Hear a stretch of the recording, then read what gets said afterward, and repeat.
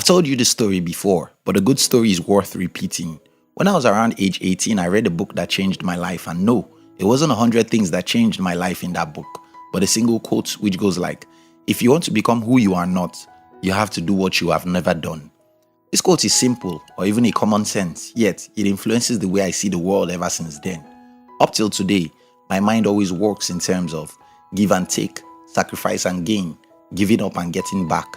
Whenever I think of having something I don't have, I always think about what I need to change in my life, thought, or environment. Unfortunately, most people don't think this way. In my observation, I've seen people who want to get without giving. I've seen people who want to build a successful business without sacrificing their sleep, freedom, or even friendship and entertainment.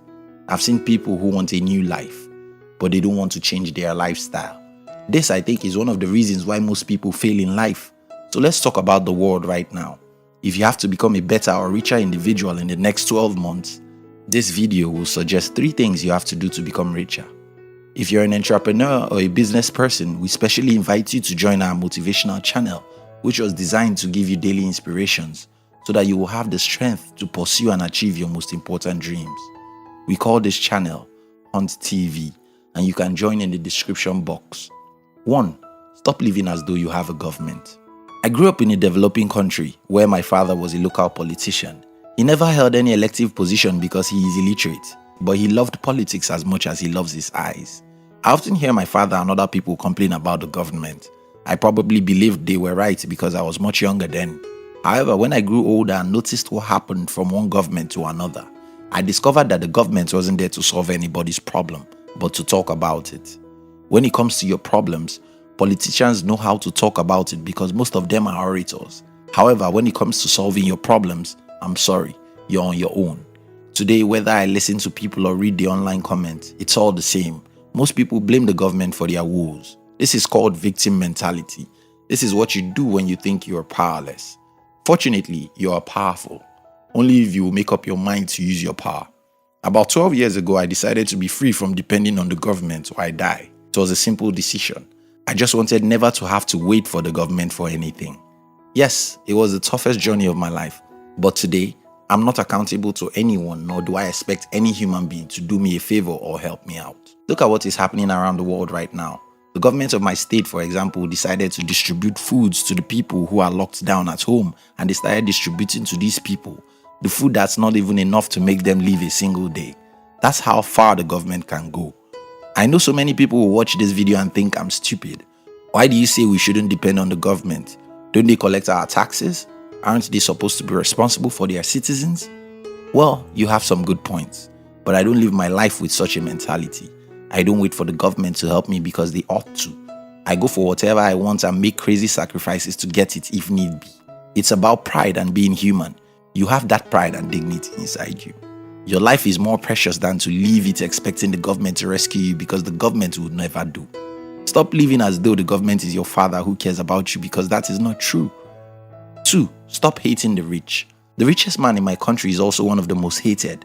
Of course, so many people hate the politicians than him, but he will rank very high amongst the most hated men in my country. But why? Why do people hate the rich? The rich are greedy. They are thieves. They are monopolists. They are everything evil. They are in Illuminati. Ouch, I'm tired. Can you give me a break and allow me to tell you the truth? The truth is this. Most humans are greedy. Most humans are selfish. Most humans are liars. Most humans do wrong things all the time. It's like saying, I hate the rich because they have 2 hands. Well, everyone has 2 hands.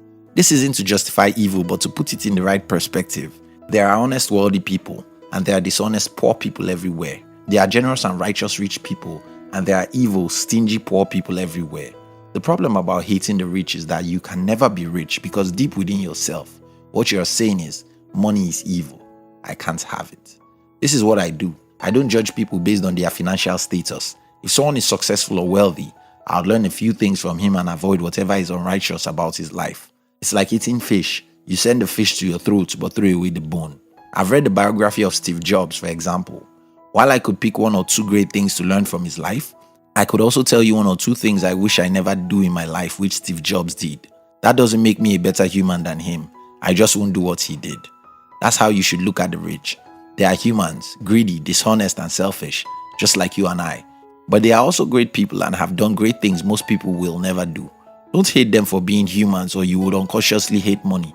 Read the books they have written and learn their good parts. That's how to be rich.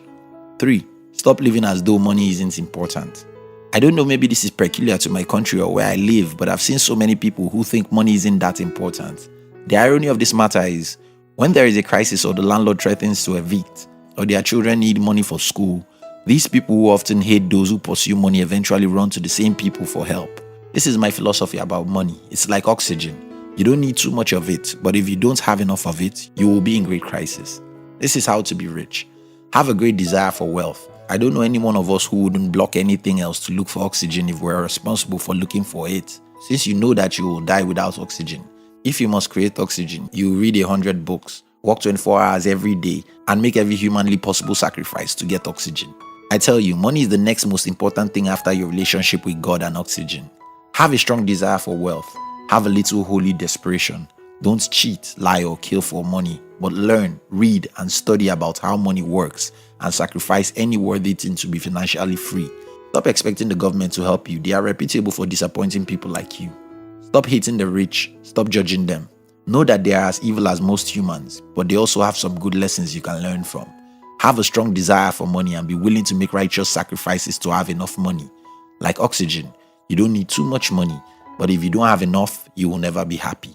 And just before you go, watch other videos on YouTube. If you are an entrepreneur or an ambitious person, we invite you to join our motivational channel.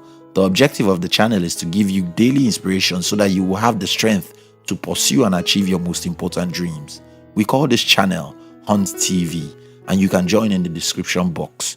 We love you.